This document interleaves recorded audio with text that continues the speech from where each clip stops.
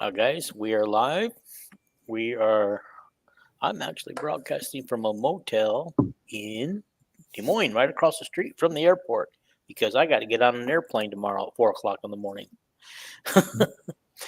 Okay, alrighty, guys. You don't see Jason yet. I got a text from him. Paul and I've got a text from him. He's on his way. He's on his way in to texting. So, and he Yeah. has to come in a different way today, and I think that confuses him. He's stuck in internet traffic. So Yeah. Yeah, I'll try to prolong this until he gets on here. But guys, as always, I just want to say thank you for watching. Hit the subscribe button if you haven't already. Hit the like button if you haven't already. Let's get those likes up. And as always, feel free to post and comment, even on the replay. And as always, enjoy the show and tell us how much you enjoy it. and share it with people. Share the Share it. joy. Share the joy of this fantastic production we put on Yeah. with everyone. Yeah. So we're going to start with Michigan State. Um, so let me get this out here. Alrighty. Let's go to where was I at? Okay. Here we go. All right. So I wanted to start out with shoot. I'll get myself organized, guys. I had to run down from Marshalltown today to get to Des Moines in the right amount of time, and I was speeding through traffic and speed traps and everything else. Okay. I want to talk about a little bit about what Michigan State is. Okay, we don't need that. Okay. Alrighty. All right. Okay, so we want to start out with still in Iowa. Yes, I am in Iowa for one more night. I'll be home in my home by tomorrow in California by 1 p.m.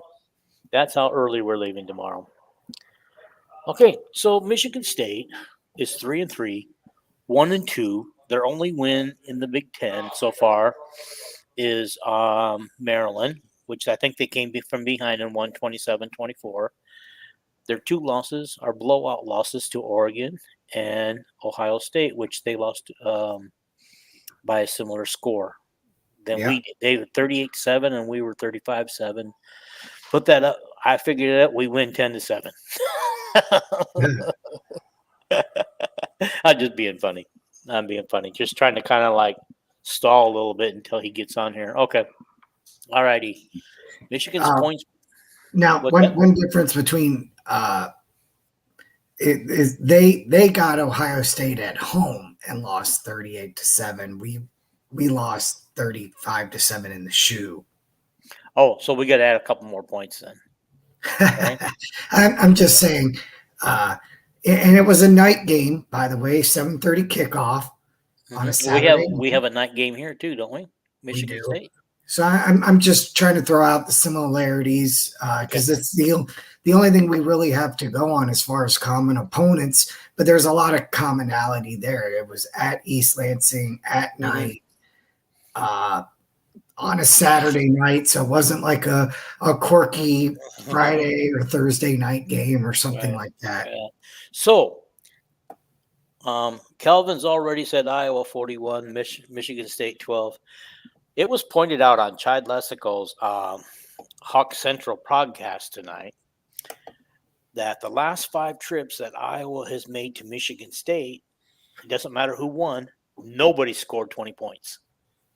I believe 17 was the most that anybody has scored in any one of those games, no matter who won. Iowa won some and they won some.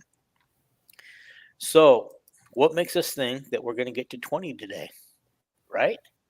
Okay, anyway, here we go. Okay. So their points per game is 19.83. They're giving up 21 points a game. I'm going to skip over some of this. Okay, so they rush for 877 yards total. They're giving up 945 yards.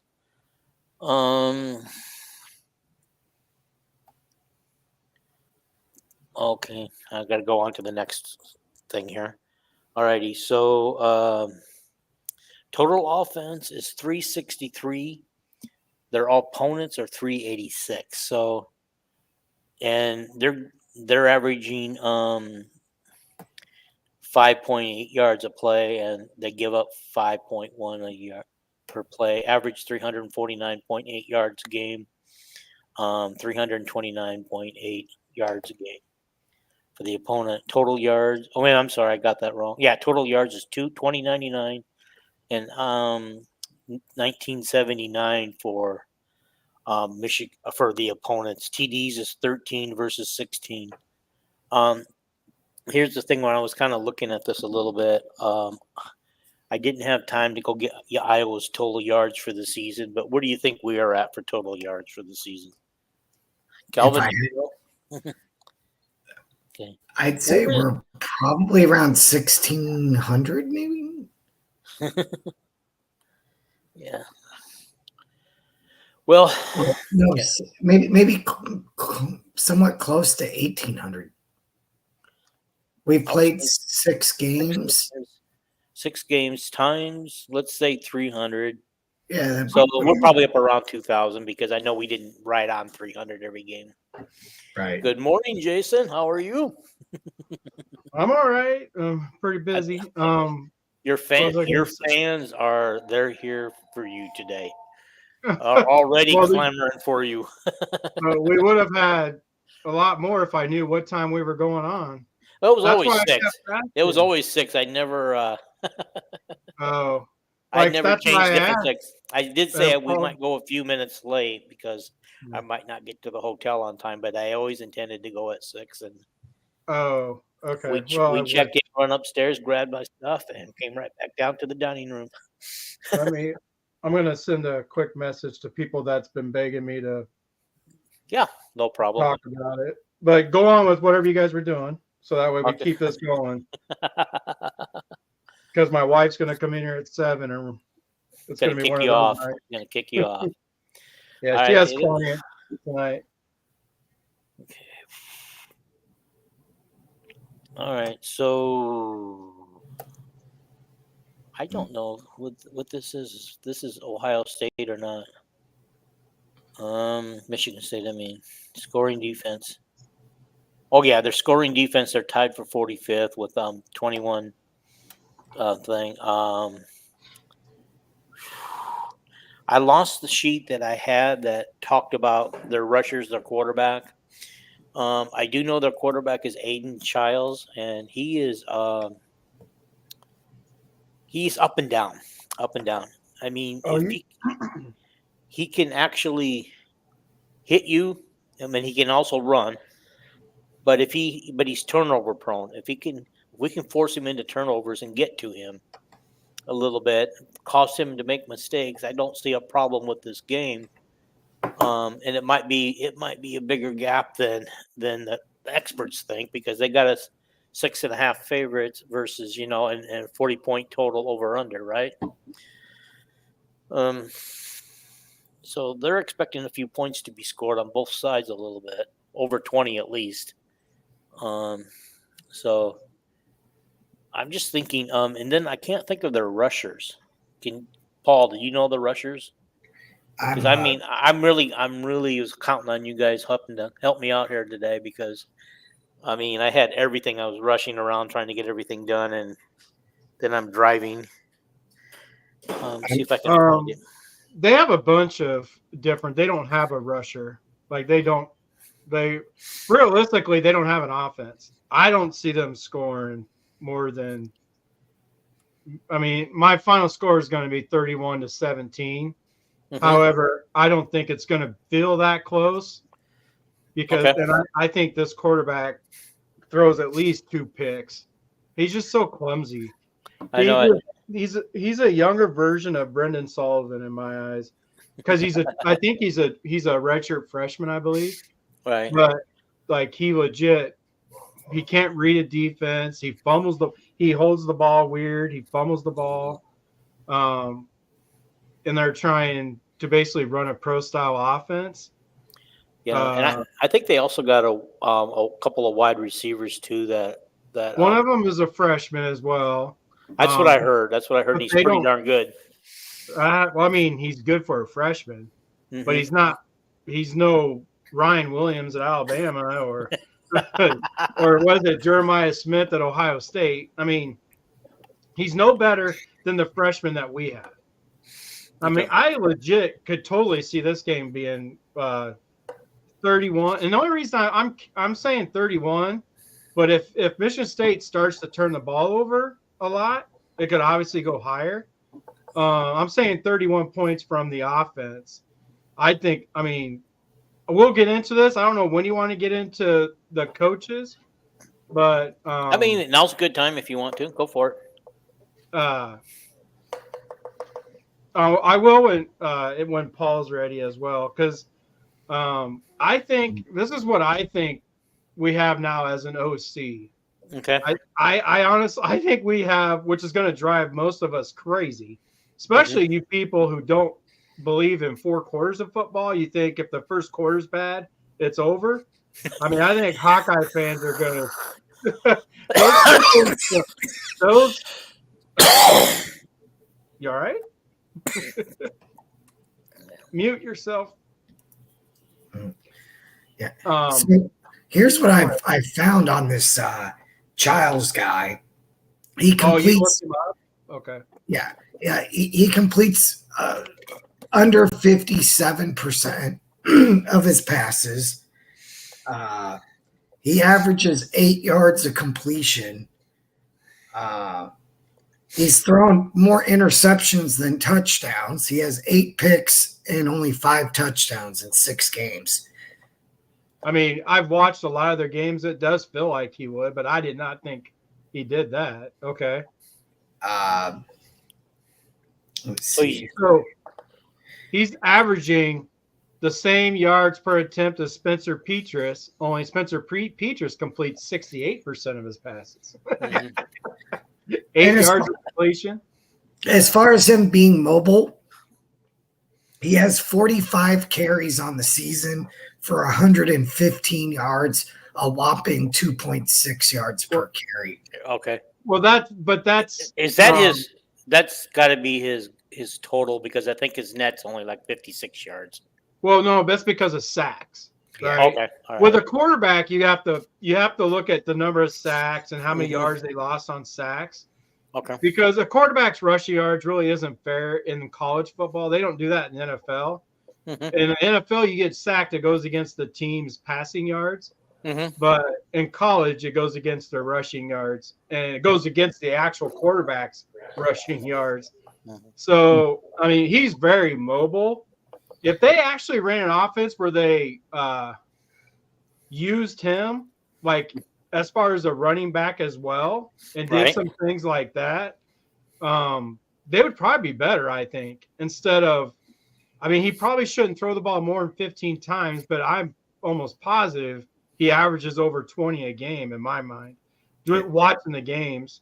They definitely have a big play wide receiver. His last name is Marsh. The guy has 20 yards per catch. He has 16 catches on the year. Yeah. He's probably the freshman, right? I don't know what year. I think he's the freshman. Marsh. He is a freshman. Freshman number 6. I mean, he does have.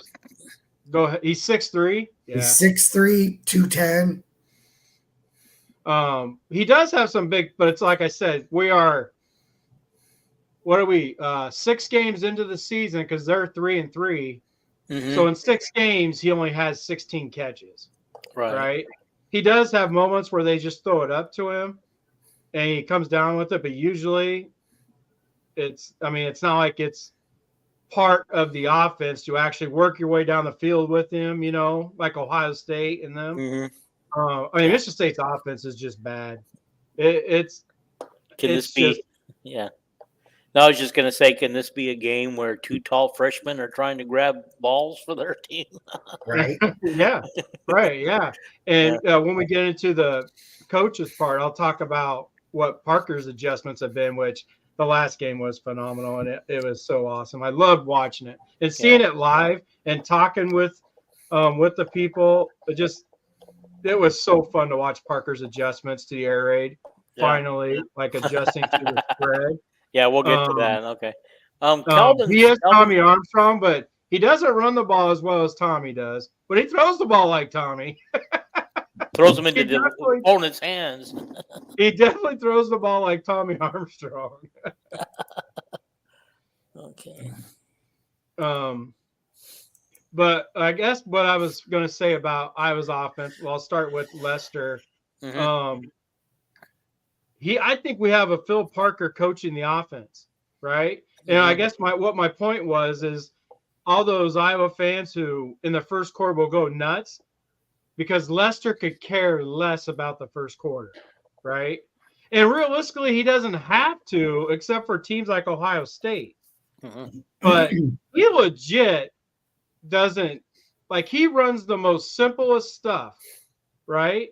And it looks weird. I mean, a bunch of us were talking about it, but he's setting up other plays. Mm-hmm. But what he did learn after that first drive, the second drive was probably his best play calls that we've seen. I absolutely love the second drive, but he didn't go back to any of that. It's like he said, you know what? I'm going to keep this in the bag for another day, because what he realized is that the interior of Washington's defensive line and linebackers were very bad. He knew that he legit could just probably run the ball almost every time on the cutback. So they would run the inside zone like to the left, and the cutback would almost always be there. So he just started doing that simple stuff. He wasn't showing a whole lot. Yeah, and he figured that out in the second half as well, to where he went off of what he learned in the first half. Can you do me a favor? Like, we legit have a thinker. Jersey Mike's or that Jimmy John's anywhere OC, near coming over here? right? Hey, Dean, can you mute? Dean, mute that thing. Yeah, you've been here before. It's sitting. You go to Hackley. Dean, mute it. Right to the back. This is great. This is talking everything Hawkeye sports right here. Right. We are redneck as heck. We're not sophisticated. We just get down how we get down. I mean, if there isn't, there isn't. I just, was welcome to the Hawkeye tailgate. Over to Hy-Vee before you come over here. Oh, Dean, shut up. And I'm on a podcast now, so. And we have lost all of our. Go ahead and get cleaned up. I'm sure everybody's probably gone now. Or they're laughing with us at Dean. Hey, Dean. Dean. Did he mute us and not him? Oh, he took off his head. Whoa, did you guys hear me? Did I? Oh, yeah. Huh? I hope you're sharing some of that dinner with us, buddy. You should. I thought I muted it. Dang it. No, you Dang didn't. it. I'm embarrassed. I didn't realize you just took off. I thought I muted it.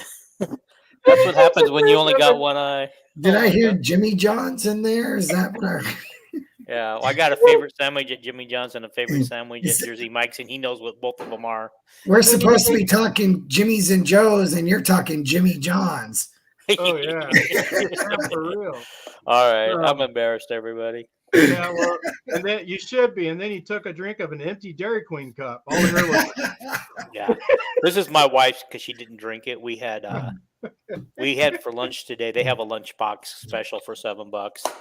The best Dairy Queen, where you can get your Blizzard on. Yeah. We didn't even get a Blizzard. We just got a meal. Yeah, but she didn't drink her soda, so she gave it to me. This podcast brought to you by Dairy Queen and Diet Mountain Dew. Hell yeah! Oh my god! Well, at least you can't say that we don't have a little fun going on here, right? All right. We were thinking everybody probably laughed, or they were laughing at your plans. One of the two. Good thing you weren't talking about some crazy plans and having us all hear it. Yeah. Dean going to the strip club. God, I'm looking to unmute myself, and I'm going, oh crap, I'm already unmuted. They heard everything. Let's hope my brain can go back to where it was at with Lester. Yeah, let's go back to Lester. Let's go get going on that one. If you guys don't mind, I do want to. I mean, I don't know. I just Calvin's getting kind of funny nowadays. You guys have brought up that Michigan State, they are not. What's the phrase I want to use here? They are not good stewards with the football. In fact, they're great stewards with the football. They are all too happy to give it to the other team. They have 10 fumbles on the season, so they're averaging almost 2 fumbles a game. They've lost 6 of them, so they average losing a fumble a game. Yeah, they have something like 13 sacks though, so their defense isn't too shabby. Yeah. Well, and then they've also thrown 8 interceptions, so they have 14 turnovers in 6 games. Could be more. Lord. I knew it was bad, but holy cow, I did not. Just by watching them, you can kind of see that their offense is just isn't good. No. I think Iowa is going to eat. Like this is going to be one of those games that where all the Hawkeye fans was like, finally, right? I think the offense, because Michigan State don't have their defensive coordinator is the one from Minnesota. I can't think of his name now for whatever reason, but he was with Minnesota from like 2018 to 23, I believe. Mm-hmm. He's the one that ran the cover 4, but he hasn't been running cover 4 with Michigan State. He's been running like 2 deep. So, because he doesn't have the personnel yet. Rossi, that's his name. Yeah, he doesn't. He doesn't have anything that he would want other than he has a linebacker who I think is really good, and he has a safety that's pretty good. But other than that, like legit, I think Iowa is gonna beat them to a pulp. Because go ahead. No, they're running their leading rusher or his best performance came in the first week of the season against Florida Atlantic, where he rushed for 101 yards. Yeah. It has gone downhill from there. Of course, their level of opponent their last 2 games has been pretty good, but Lynch Adams, they're back. He got 35 yards against Ohio State and 32 yards against Oregon. So, okay, and that was their leading rusher in those games. Yeah, I mean their O-line is bad, which explains probably a lot of the fumbles. Well, I'm wondering how many fumbles the quarterback actually has, because like I said, he runs with the ball pretty weird. Like, I don't know why coaches don't say, hey, you can't freaking do that. Like, he has it on his, forearm. It's just weird. He doesn't put it away. I just don't get it. But anyway, it's Lester is going to drive a lot of Iowa fans crazy in the first half, which he did. If you guys remember my halftime show, he drove me nuts against, was it Minnesota? I think it was Minnesota. It was Minnesota. And then the second half, he came out and ran things that made sense. Well, he didn't necessarily run things that made sense in the first half, other than the second drive against Washington. But he found something that was just working, and he didn't go away from it. Mm-hmm. Legit, he just pounded it and pounded it and pounded it, which I think the play action pass is going to eventually be huge. Eventually, I think the play action pass is going to be a huge deal. Granted, it worked a lot in the second half, against Washington. Not a lot because they didn't do a lot, but you know what I mean. But his second halves are close to impeccable with the exception of Iowa State. And I think Iowa State was because they had such a big lead, right? That and the turnovers, right? You have the turnovers are and that's not play calling. That was Cade. Well, right, but there was also different kind of plays. They weren't really doing they didn't do anything off of what they did in the first half, right? What was the score at half? Wasn't it like 20-7 or something? For us, yeah, it was like 13, 20-7, 20-7 or so. Okay, and it should have been more. We had those wasted red zone trips that we settled for 3. Yep, we had a bunch of that. 20 in each half for the first time, and I don't know eons. Yeah, no, that's what I'm saying. Like in the first half, he legit went away from what his game plan was. Like as far as what you guys saw in the second drive with all the motion, I mean, it was the best drive we've seen all year. That was awesome. Yeah, did they even throw the ball on that drive? I don't think so. Maybe I don't think they did either. I thought we had one short one to Lachey. I thought. I mean, we might have. I don't remember. I just remember watching that drive. And wondering. I'll be on mute a lot tonight. Maybe I should just be on mute and let you guys do the show. You need that California fog. You can't handle that Iowa stuff. Well, all the harvesting going on around here. One to Lachey for 11 yards. Okay. But yeah, I'm really impressed with now that I'm learning about Lester. Like my problem in the beginning was I didn't really know much about him other than he's a running OC, right? I wanted a throwing OC. I wanted to throw the football a little more. But what Lester is doing obviously works well with what Iowa wants to do and KJ, right? And he doesn't run the same stuff even when they're in the phone booth. He doesn't just keep pounding it. Like he legit he runs traps. He runs a lot of different blocking schemes in their phone booth. It's not the same thing over and over. So he is running stuff that's a little different. And I could see it better when I was there and plus talking with people as well. Do you feel like that we finally had a complete game from start to finish? Yeah. I know people are going to pick on a few things, but I think so. I know people pick on the defense, but we knew exactly what we were going to get with Washington, right? They're going to be good in the 20s. They're going to they're gonna have 300 yards of offense because and we knew that. I even mentioned it in the podcast last week that they're gonna be able to move the ball on it, but like you predicted, Iowa handled them between the 20s, and plus all the turnovers and fourth down and not making it helped a lot. Well, that was part of Iowa's offense. Yeah. That's when Washington was defeated when they started going for it on fourth down. Yeah. Because they knew they couldn't give the ball back. Right? Yeah. They couldn't give the ball back to Iowa. I think Iowa scored on 6 or 7 straight possessions. 7 straight. When you start doing that that makes the other team go, well, geez, if we punt the ball back, they're just going to score anyway, right? Yeah. Well, they're going to say, well, Iowa didn't beat us. We gave them the ball on short fields. You can say what you want, but there's a reason they went for it on fourth down, right? I know that. I know. Yeah, it's the same reason that they try to flea flicker on their second play.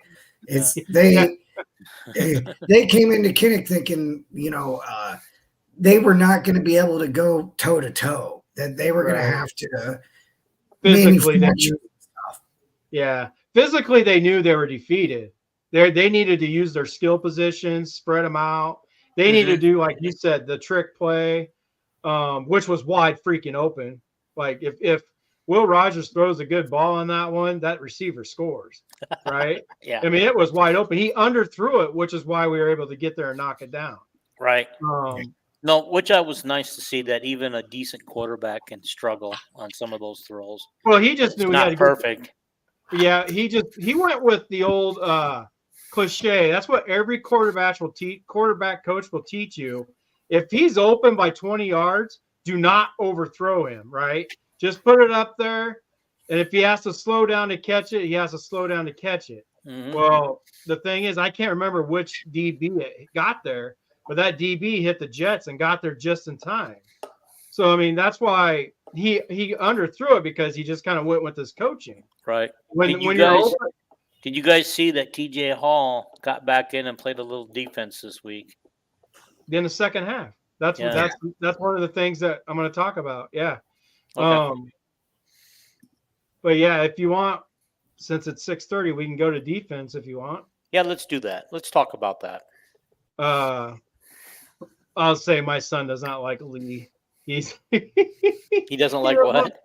Lee. Like he's like, why is Lee in the game? I'm like, don't you remember Hall getting burnt? Like that was legit a conversation between my son and I. Yeah. Hey, before we go to the defense, let's talk about Ohio State and that final play of the game where the Ryan Day is crying about he tried to get a timeout with 1 second, but on the replay you could see his quarterback is still clearly moving.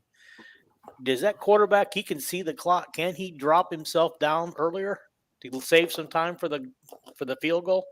I mean, it is what it is on that. That if you're okay, let me just say this. Okay. Because if you watch it, it looks like he goes down, right? Yeah. He does go down with the second left. But you know what? They were at Oregon. Yeah. You're not going to get the home field 1 second stop of the clock, right? Right. They're going to let it go that extra second. That's part of home field advantage. Like you have to know all that. It doesn't. Home field advantage still exists, right? Yeah. What do you think about the coach coming out today and saying he purposely threw the 12th man on the field? No, yeah. Because he knew it would run the clock, and that's all he cared about was giving them. No. Because if the 10 seconds had stayed, Ohio State would have kicked a field goal and won the game. Well, possibly, yeah. You're right. No, that's a smart thing to do. Apparently legal too. Well, it is. Yeah. I mean, it is to throw somebody out there, but people just don't do it. It's like it's one of those unwritten rules, right? I mean, you just don't do it. There are things within the rules that you can manipulate in almost anything, right? Mm-hmm. That's just a way to manipulate the rules in a big game, and he chose to do it in a huge moment. Right? I mean, It makes sense within the rules, but they should, like the last 2 minutes of a game, you know how they do stuff, they stop the clock, they do all kinds of different things in the last 2 minutes. They should probably do something similar to that after it's been used finally. I mean, it's a brilliant coaching move, but he should have saved it for the national championship. Now everybody's going to know what he's up to. Yeah, now if he does it, then it's going to be then they'll start talking about the rule, right? If he starts using it, that no one really uses it, but it's a smart play, right?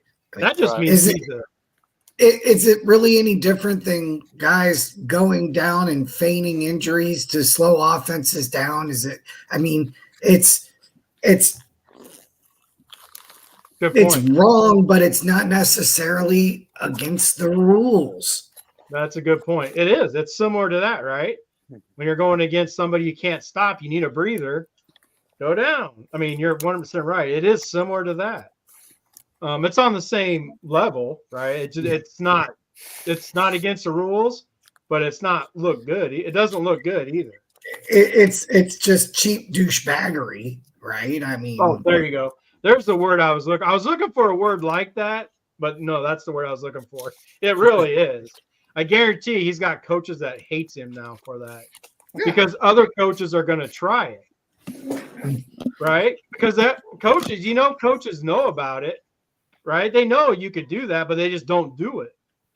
And well, now it's been done, so other coaches are probably going to use it. So yeah, it was dumb. Yeah. But getting to the defense with Parker, the new way, it was so cool. Like Fisher, if you remember, Fisher, he got burned against Iowa State. He's been getting burnt all year. Well, I mean, they put him in unwinnable situations sometimes. I mean, you're asking. He's a run stuffing line. Guys, here's the other half. Hi. Hello. The better half. Hi. The better half. The better half. All right. Right. You're on the. Hey, welcome to the good side of the river. The good side is, you mean, in between the Nebraska. Mississippi and the Missouri. Yeah. I mean the Missouri. Yeah. Yep. You're on the right side of that river. But I mean, they're asking if they're going to ask Fisher to cover, receiving Slot running backs receiver. and slot receivers. That's just. You're 100% right. And that's going to be the next chess match, Paul. Is now they brought in Lutmer and he showed some speed. He on that one of those 4th down plays, he literally stopped the guy right at the 4th down marker, and he was in man-to-man coverage. He read the play perfect. But taking Fisher out, so the only linebacker on the field was Higgins. I mean, Right. and it was, the chess match is going to be when he does that, or are they going to run the football? Because why Washington didn't run the football when they did that is interesting, because I only had 5 big dudes on the field. The reason they didn't run the football is because they were down 40-10. Well, yeah, but this came in the second half, right? Score wasn't like that. I don't remember what the third quarter score was. Wasn't it like 20-10? Well, I mean, because it started right away because they legit took Lee out, put Hall in. They took X out. They took X out and put Cohen in at the very start of the third quarter because we were all talking about it. We're all my son was all excited. Lee's gone. Lee's gone. We got Hall back. And I'm like, well, let's hope Hall can do it. And Hall did very well as well, right? Yeah. But yeah, no, the dime pack. I absolutely love the dime pack. It was so cool watching it, seeing Lutmer come in on the field and then make big plays. But I think there was more to it than just the extra DBs. They also kind of used like a rush package with Brian Allen and 48. Is it? God darn it!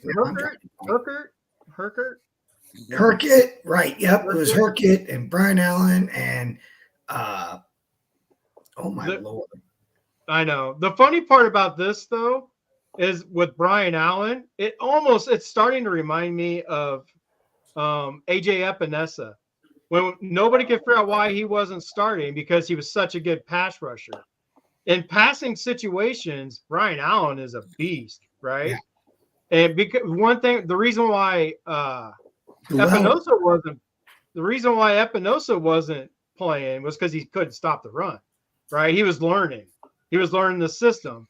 If you told him, hey, go kill the quarterback, yes, boss, and he could go kill the quarterback, but when he has to actually be within the scheme on first down, Epinosa couldn't do it. Maybe that's part of Brian Allen as well, or they're just so freaking good that next year is going to be Brian Allen's year, right?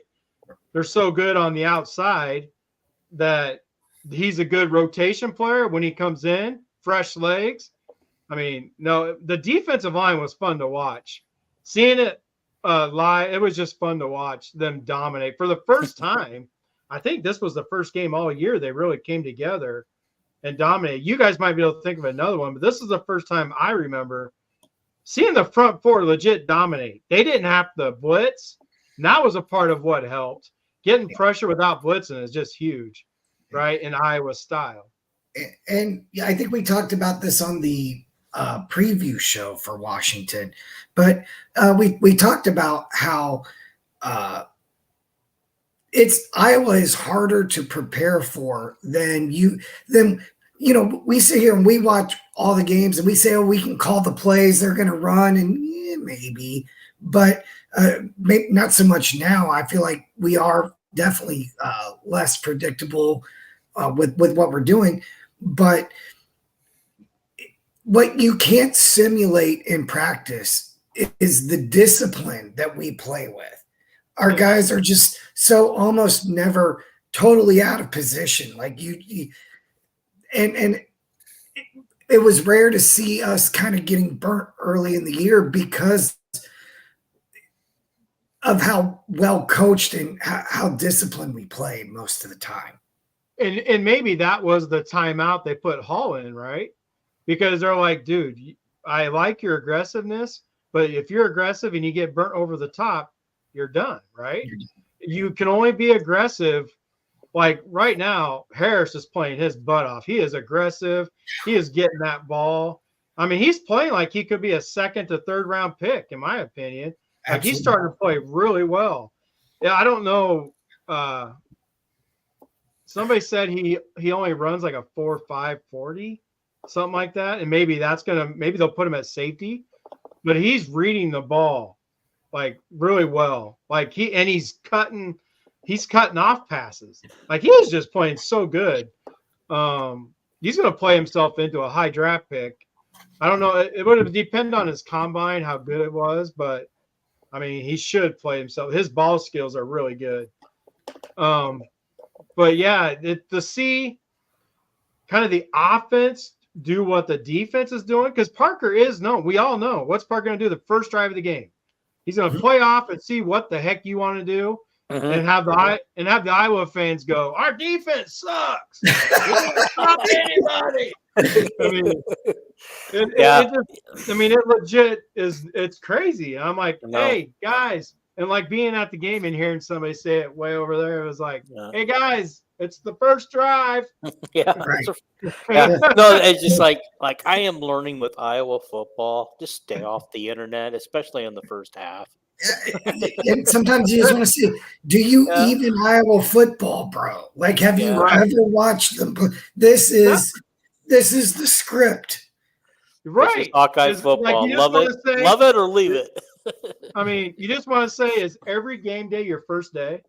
Like, have you ever seen an Iowa game? Like, is every Iowa game your first game? Do you not learn what happens? Do not be surprised if Michigan State's first drive is going to be their best drive of the game. It might result in a couple of first downs. It might result in 3. It might result in 7. But they might even get a 4th down conversion. I would absolutely love to know the percentages of 3 and outs on the first drive of the game for Iowa's defense. I will almost guarantee you that's going to be so low. I mean, I'm talking like maybe 20% of the very first drives of games where Iowa forces a 3 and out. Yeah. I mean, it's like never. Yeah. And I got another question for you. What is Michigan State's coming off a bye week? What is our record on playing teams coming off bye weeks? Do you guys know? Who knows? Calvin, we're turning to you. It can't be too bad because, quite frankly, we don't lose that many football games. I know there's some Ferentz fatigue haters out there that would, want him gone. But the truth of the matter is, I mean, he's got to start losing. Yeah. Right. Okay. You can't fire somebody who starts winning. This was supposed to be the year that Iowa only wins 6 games, right? All those haters, wait till next year's schedule. They're only going to win like 6 if they're lucky.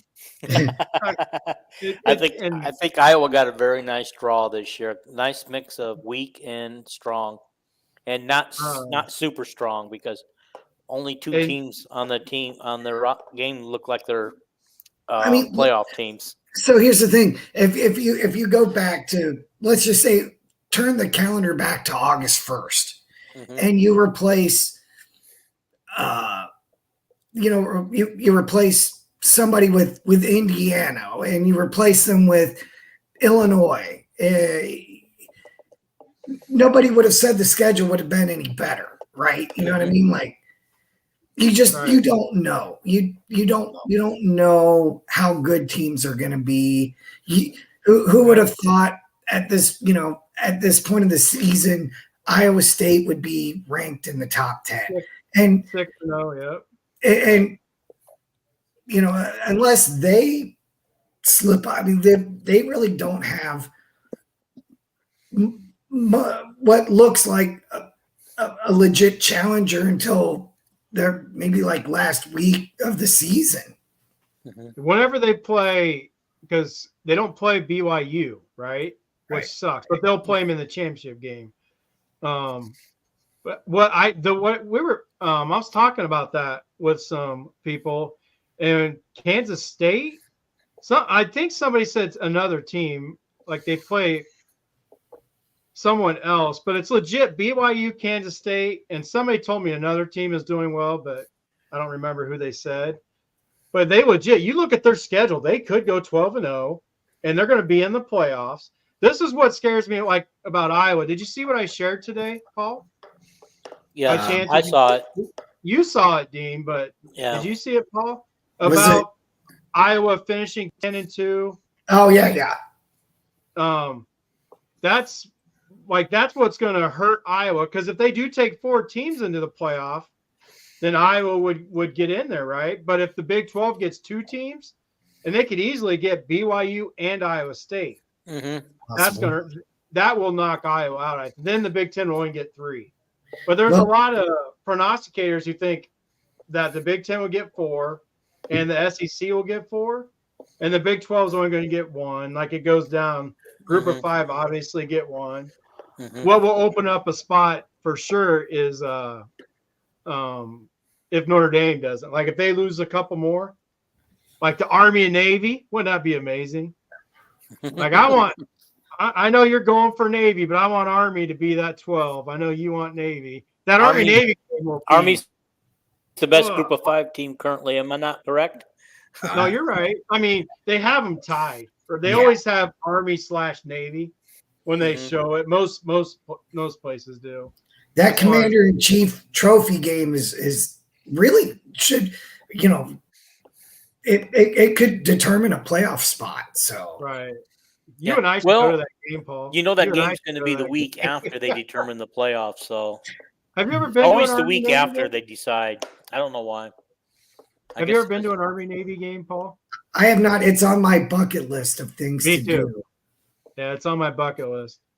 This would be the year to go too. God, that'd be amazing. You guys make sure you dress in your unis.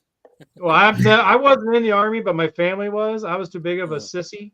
At least you admit it. I thought I was gonna do big and great things in the sports world. So I didn't do it. Yeah. But go ahead. I was going to say my draft number came up number 13 in the middle of my senior year. So the plan was, since I was going to get drafted before they ended the draft, I was going to run over and join the Navy for 2 years. But I waited first because my dad told me to. He goes, I think you want to wait before you do that. And sure enough, Nixon started pulling troops out of the. You're way behind. You're way. We don't know anything about the Nixon administration. Paul and I don't know what the hell you're talking about. No, that's fine. That's fine. You guys are just babies. You guys are the same age as my daughters. You're in my daughter's age category. Speaking of daughters, and so my oldest daughter turns 21 today. So happy birthday! Happy birthday, and you're getting old too. Right? I don't feel like I'm old enough to have a 21-year-old. Right. Paul, bring her to Florida and show her the highlights. Well, back on to Iowa football is I think because of the schedule is going to allow Iowa. I think the defense is going to look really good. That it's going to give the offense a chance. The more and more these kids figure out Lester's offense and see what he's doing, they're just going to get better and better every week. And then when they play a week, because the offensive line is doing so good. Hey, did you guys see it? They were the offensive line of the week for, was it PPF or somebody? Somebody put out them, and they had the best offensive line of the week in the country. Is that the PPF thing, the Pro Football Weekly thing? I believe so. But, so, I mean, with this offensive line, their run blocking is just superb. I wish they could figure out the pass blocking a little better, but they're working on it, right? So they're working on it. They'll get better as long as we keep improving. Yeah. Okay, so we're almost an hour in. He actually posted it. Kelvin, is that where I got it from, Kelvin? Yeah, I never know who does what. I just know I read. Let's talk about our games this week. Yes, let's get into the picks. Okay. This is what the people come to see. They come to see and see how bad we are. All right. They come to see being cheap.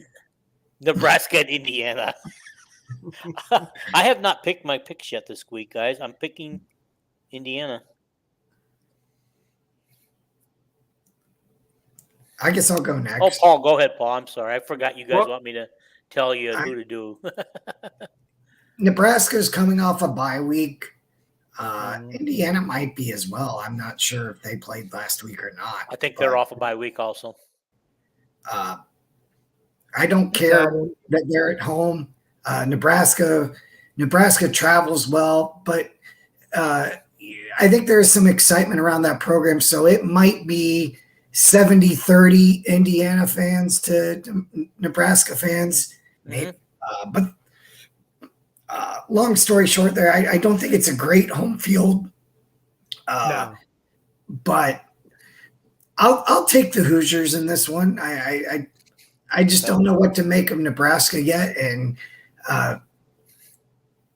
fortunately for them, Indiana is having a good year.